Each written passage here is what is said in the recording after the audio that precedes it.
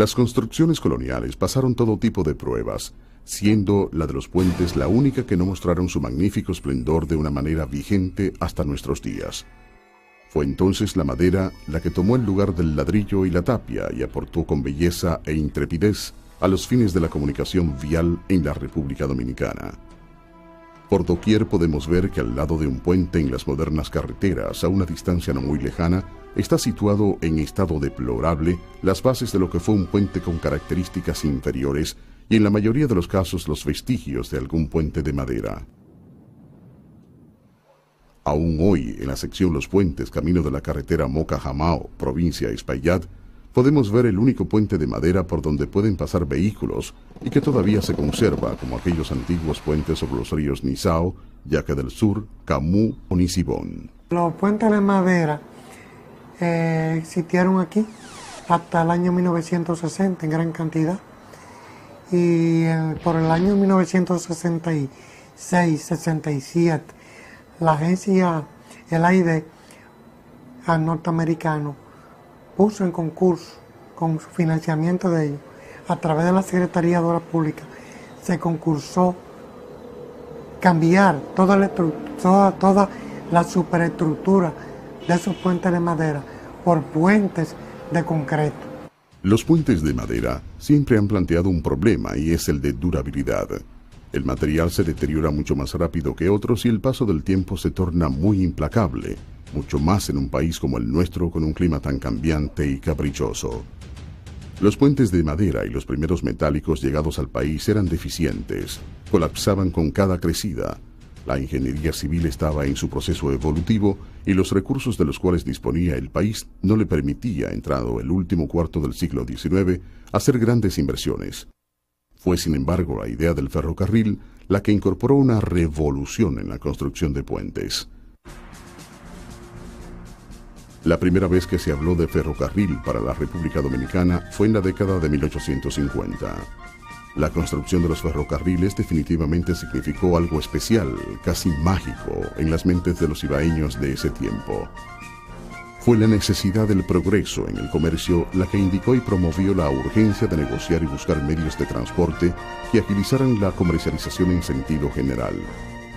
Al iniciar el ferrocarril Las Cañitas, actual Sánchez Santiago, y no llegar a la ciudad de los 30 Caballeros, se desató la impaciencia de los comerciantes ibaeños, principalmente los de Santiago y Puerto Plata, incluyendo el gobierno del presidente Heró, dando pie al inicio de los trabajos en la construcción de su propio ferrocarril, el Ferrocarril Central Dominicano. La región más fértil del país estaba desconectada y solo las provincias costeras podían realizar viajes porque sus peregrinos del norte o del sur se aventuraban, prefiriendo tomar algún barco costero que le llevase de Santo Domingo a Samaná o a Puerto Plata. A la ciudad de Santiago solo se podía ir por tierra y fue precisamente ese detalle la razón por la que el grito de esta ciudad por una mejor transportación fue el más alto. Por el desarrollo agrícola se decidió cuáles regiones obtendrían un acceso fácil y barato a los mercados de exportación y cuáles ciudades servirían como almacenes de comercialización regionales o centro de acción económica. El viajero Robert Schoenberg escribió en 1851: Como las carreteras son la de peor descripción, principalmente después de fuertes lluvias, los productos solo se pueden transportar a lomo de caballo y otras bestias de carga, con gran dificultad y grandes costos. La cuestión de caminos es un tema muy discutido en el Cibao, región que era el centro de la producción agrícola a mediados del siglo XIX. Y la solución a este problema se planteaba en una sola vía: la inclusión en el sistema vial del afamado ferrocarril tan en boga en aquella época en ciudades como México, Brasil, Estados Unidos y Cuba. Bonneau indicó también, protestando en favor de caminos y puentes que faltaba: dar anchura a lo muy cerrado para que el sol y el viento sequen y endurezcan lo que la lluvia moja y la sombra resplandece, hacer menos peligrosos los puentes y que aunque rústicos den cabida a dos de frente y con defensas laterales que sirvan de pasamanos, hacer más suaves las cuestas con heces o zigzags. Al venir el ferrocarril, se incorporaba a su vez un sistema vial escaso para la época y la construcción de una serie de puentes que salvarían los pasos de temibles ríos. En 1879 la compañía de Washington Lee Gould, cuya sede estaba en la ciudad de Nueva York, obtuvo del entonces presidente provisional azul, Gregorio Luperón, una autorización para construir una vía carretera desde Santiago hasta Puerto Plata. Después de muchos acuerdos, se decidió utilizar la ruta del viejo Camino Real que seguía el río San Marcos. Para 1881 ya existían varios puentes en dicha región de San Marcos, indicando el Cabildo de Puerto Plata que para la construcción de la carretera había construido 44 puentes de madera criolla de calidad en una disputa con la otra parte concesionaria de Santiago.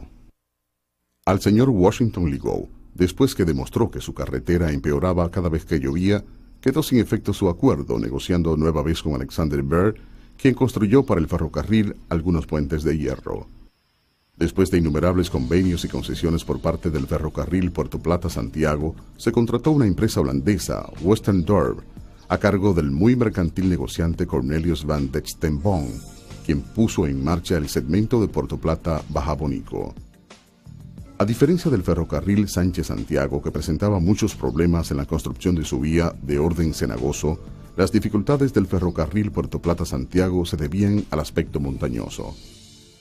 En el tramo Sánchez y La Vega, el problema más directo era el río Camú, que en una ocasión cambió su curso debido a las fuertes lluvias, abriendo un nuevo cauce como a 400 pies de la distancia de donde estaba el puente, dejando a este enterrado a 10 pies debajo de arena.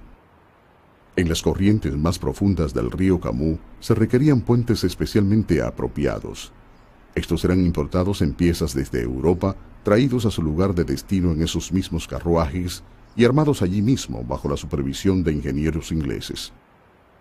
Para la sección Puerto Plata-Santiago se instalaron 13 puentes, aunque Edwin Espinal Hernández nos informa que para 1895 se dieron noticias divergentes en cuanto al número de puentes.